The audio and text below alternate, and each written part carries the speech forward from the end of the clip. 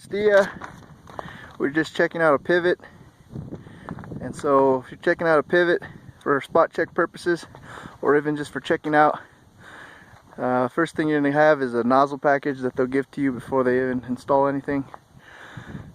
You'll check that, see if it meets our efficiencies. And then when you come out here and then measure, preferably with a tape, because with a wheel it's the land is undulating.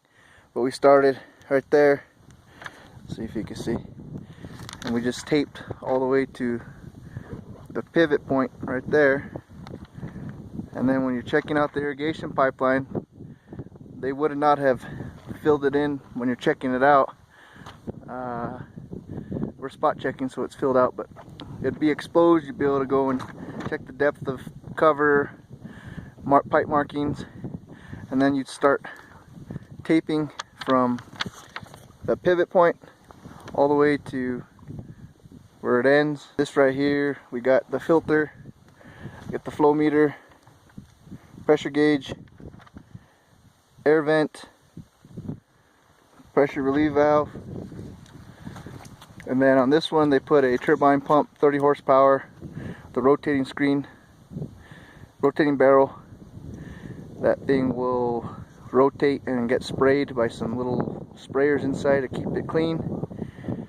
You can make sure that the pipe above ground is painted, both here and at the pivot. And the only other thing on this one would be probably recommend they put some kind of enclosure around the electrical grid so that the cows don't rub against it. And that's it. So for a checkout, those are the basic things you do.